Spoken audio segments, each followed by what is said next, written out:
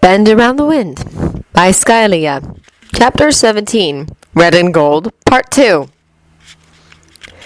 He woke up suddenly to a sharp sting as something hit him in his face and knew that someone slapped him hard. For a moment it took away his attention from the burning pain in his side, but only for a moment. Now he was in agony again. He blinked open his eyes and saw Loki hovering above him. Shirtless Loki. Bloody. Wait. Oh, right, that was his blood. Some space dinosaur tried to eat him. Just great. The image was a little blurry at first, but as he blinked again, he could finally make out the furious expression on the god's face. Stay awake! You hear me, Stark? Loki warned. Okay, Tony mumbled. His mind was fuzzy and slow, and he was in pain. He really didn't want to argue with Loki. The god was gone the next moment from his side, and then Tony heard how the engine started. Can you fly?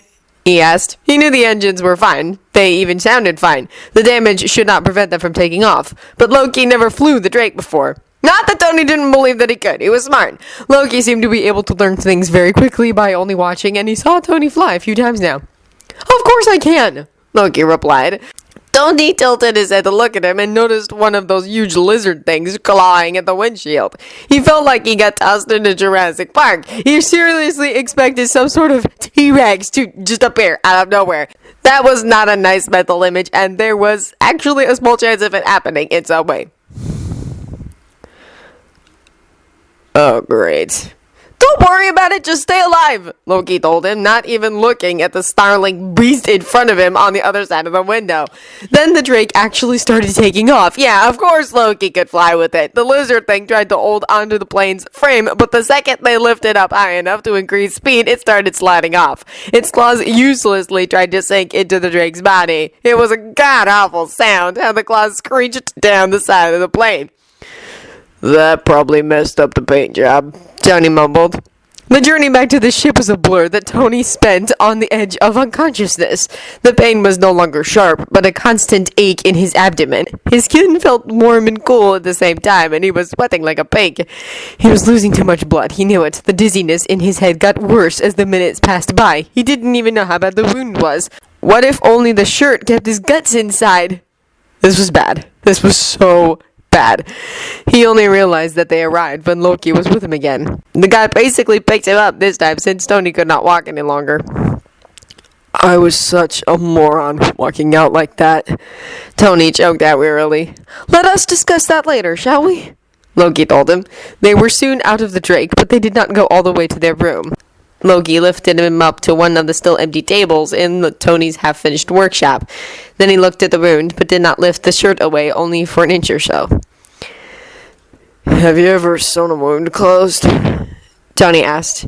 He knew that they had everything they needed in the med supplies, and it did not matter whether Loki had done anything like this before. It's not like he had anyone else to help him. That won't work, Loki said. The wound's too deep. You would die of internal bleeding if I just closed it. That one sentence filled Tony with even more dread. What can... just do... something. Loki's face was suddenly over his again, his expression stern. He grabbed one of Tony's hands and pressed it to the wound. Keep your hand here to slow the bleeding down some more. I'll be right back. Where? Just stay awake. I'll be back. And then he was gone.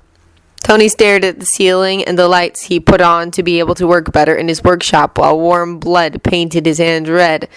The silence was crushing down on him suddenly. If he was going to die, he didn't want it to happen lying on a table in an alien spaceship completely all but himself. Anything but alone. But who was he kidding? Someone like him always died alone in the end. He expected that for quite a long time now, to be honest. There was a darkness at the edge of his vision, like his sight was slowly narrowing down. The warmth he felt before was dissipating. Now he was only shaking from the cold. He was hanging on to his consciousness by sheer will. Loki told him to stay awake, that he would be back. Tony really wanted to believe him. It was hard, really hard, to stay awake, though. The pressure he was putting on the wound tired his arm out quickly, and he could no longer keep his hand in place. His eyes slid close, but just for a moment, because then he was shaken awake again by Loki's sharp voice. Tony opened his eyes again just as Loki arrived to his side. The god pushed his arm under him and lifted him up from the table a little. Tony didn't have the strength to ask what was going on. The next moment, a small glass was held to his lips. "Drink this," Loki ordered. Tony blinked at him in confusion. "Just do it!" Loki urged him on. "Trust me," he said. It was strange to hear him say that. Tony parted his lips, though, and let Loki tilt the contents of the glass into his mouth slowly. Tony swallowed. He was almost choked twice before the whole thing was down. God, he was shaking so bad. He didn't finish his question because he felt warmth spread out inside of him as the liquid slid down his throat, like it was some very strong alcohol. Loki tossed the glass away then and laid Tony's head back down on the table. Tony was still too much out of it to react much when the god climbed up to the table to sit on Tony's thighs. He pushed something to Tony's lips. "Bite down on this," he instructed. Tony did as he was told. "This is going to hurt," Loki warned as his hands closed around Tony's wrists, pressing them down to the table, holding the human in place.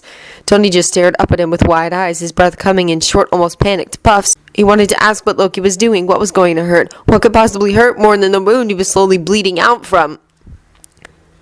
He couldn't open his mouth to ask anything, though. Then the warmth that was spreading out in him suddenly flared up to scorching heat. He would have screamed from the white-hot pain if not for the piece of leather in his mouth he was biting down on. All his muscles tensed sharply, painfully. His spine arched up, but Loki pressed down on him and kept him in place so that he wouldn't start thrashing.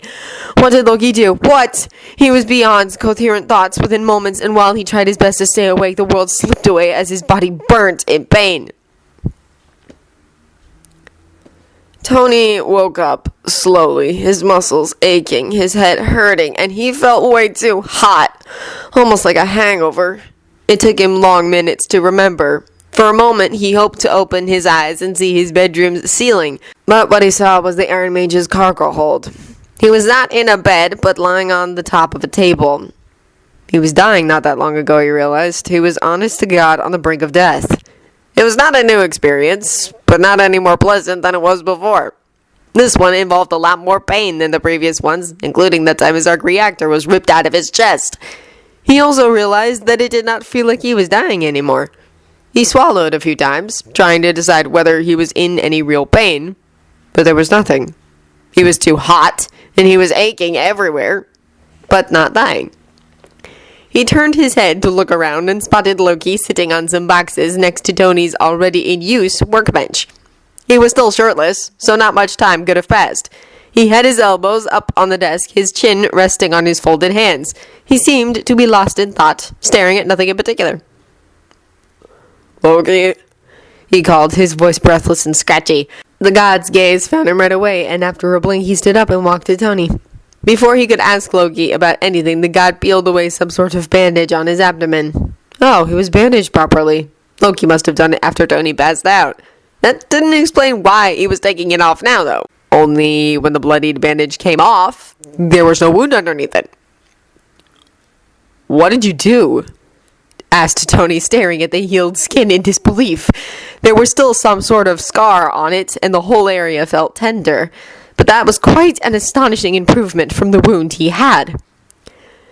"I saved your life," Loki answered. He put his hand on the place the wound had been, his long fingers spread out on the still tender skin.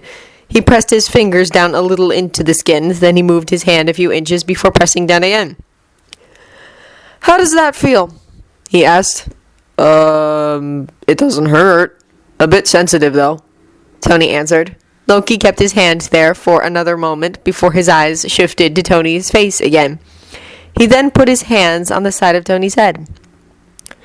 "Your sight? Do you see clearly?" "Yes," Tony answered with a frown. "Keep your eyes on my face," Loki instructed, then moved Tony's head first to the left, then to the right. "All right, take a large breath, as large as you can." Considering that not that long ago he was bleeding to death, he did not feel like arguing. He was still too confused about the situation, but he was pretty sure Loki was making sure he was fine. "What was that stuff you made me drink?" Tony asked. "Healing elixir," Loki asked. "Can you move your toes?" Tony tried it. "Yes, my toes are fine. What are you doing?" he asked finally. Loki grabbed hold of one of his hands and started bending his wrist in different directions, then his fingers, looking at how the joints moved smoothly. After he was done, he put Tony's hand down and looked at him again. "Just making sure there was no permanent damage," Loki answered. "How do you feel in general? Your head? Can you think clearly? Do you notice any difference?" "My head hurts a little, but I feel fine. A little too warm, maybe." "Why do you have to make sure there's no damage? Didn't that stuff heal me?" He wasn't sure that's what happens. There was no other way a wound like that could be healed this fast. Magic 1, Science 0, because this was something quite incredible. Even he could admit it. Sure, some doctors in the hospital could have saved his life too, but he would be in a world of pain with an ugly stitched up wound on his side and a nasty scar even after weeks and months of recovery. "Yes, well, there was a chance that it would kill you." "Sorry, what?" "The potion was something made for Aesir anatomy and physiology. I wasn't sure your body would react positively." "And you made me drink it anyway?" Tony asked. "You were dying. If I did nothing, you would have bled to death. There was not much of a choice." He didn't have to think too much to realize that Loki was right. If one option is certain death, and the other just possible death, then obviously the second one is the winner. "You're right, sorry. Thank you." He tried to sit up then, but Loki put a hand on his chest, stopping him. "You're still weak. The elixir used your body's own reserves to heal you. It also could not replenish all the blood you lost." Yes, but I can't rest on this table," Tony told him. "If I have to stay lying, I'd rather do it in a bed." Loki crossed his arms over his chest and looked at him for a moment.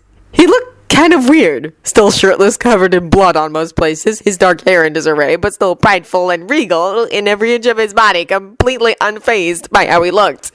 Tony was not surprised. After all, it took quite some charisma to be able to pull off a golden horned helmet and a cape. A little blood and a missing shirt was nothing. Suddenly, Tony had the mental image of Loki holding one of his world conqueror speeches looking like this. People would not be one bit less terrified. Maybe the blood would make him look even more dangerous. It gave him a sort of feral vibe. "Fine," Loki said then, and let Tony sit up. The second he was upright, he almost tilted to the side and down to the floor. "Blood loss. Yeah, awesome." "I might need some help," Tony said. "I would have been surprised if you didn't," Loki told him and offered his arm to him impassively. Tony got off from the table and immediately gripped Loki's upper arm to not fall over. After a moment, Loki slid his arm around him to keep him upright. "This is kind of humiliating," Tony said as they started walking. "Aren't you going to make some remark about my weak mortal ass?" He really shouldn't prompt him, but his mouth kind of went up on its own to compensate for his embarrassment. "If you would be really that weak, the potion would have killed you," Loki told him. "Somehow you pulled through." "Yeah, I love kicking expectations in the ass." "You're just stubborn." Tony laughed tiredly at that. "Maybe," he admitted. It took way too long to reach their room with Tony moving like a senior citizen. It really was horribly humiliating. He was astonished that Loki didn't complain. Well, that he didn't complain verbally. The look on his face spoke louder than 1,000 words. He was definitely irritated by the whole ordeal. Once they were by Tony's bed, he let go of the god and sat down. Then he noticed the chaotic state of the table. Loki's cabinet was open, and all the herbs and other stuff they managed to acquire back on Galand were lying there scattered. He was obviously in a hurry when he made the elixir. "Loki?" The god did not turn around to look at Tony, just kept putting his things in order. "Yes?" "Thank you." "You already said that." "Yeah, but really, I would be a pile of meat in some lizard's stomach if not for you, so thanks for coming for me and getting me out of there." "The ship does not obey me. Do not forget that. It's not like I had a choice. Do not read anything into it." Tony wanted to roll his eyes. It would have been too simple to say simple, "You're welcome." This was Loki, after all. "Fine. Moment's over. I said my thanks." "Noted." Tony slid down on the bed and tried to get comfortable while he listened to the sound of glasses clinking and packages rustling as Loki straightened up on the table. He was almost asleep when Loki's footsteps approached him again. Tony opened his eyes to look at him. Loki stood next to his bed with a glass in hand that had a glowing golden liquid in it. What's that? Same elixir. The first helped your body with the most critical damage, but a second should help you heal completely. Tony eyed the glass warily. Didn't that stuff almost kill me? He asked. The first, yes, but you survived. It means your body adjusted to it and is now fully receptive. Adjusted? Did it change something in me? Not in any way you would notice, Loki told him. It just means that your body and its natural defenses will not fight it any longer. The elixir itself basically just strengthens and quickens your natural healing process and increases regeneration. Once it runs its course, you are back to normal. Tony still looked at the glass dubiously. If I wanted to kill you, I could have just let you bleed to death, Loki told him impatiently. It will not hurt this time. It will merely raise your body temperature for a few hours, but you will be asleep so you won't even notice. Now drink this bloody potion before I shove it down your throat. I'm tired of being covered in your blood and 2 days worth of dirt. With that, he pushed the glass into Tony's hand and darkly glared down at him until he drank it all. Tony felt the same warmth spreading out in his body, but this time no burning pain followed. Thank you, Tony said as he handed back the glass. Loki snatched it out of his hand angrily. It seemed that his patience with Tony ran out for now. Does this stuff heal everything? He asked. Only things your body would be able to heal on its own, or what can be repaired by replacing damaged tissue. My liver's gonna love it then, Tony said, making himself comfortable on the bed again. Loki did not deem that with an answer. He just grabbed a few clean clothes and headed to the bathroom. Tony was fast asleep by the time the shower started running.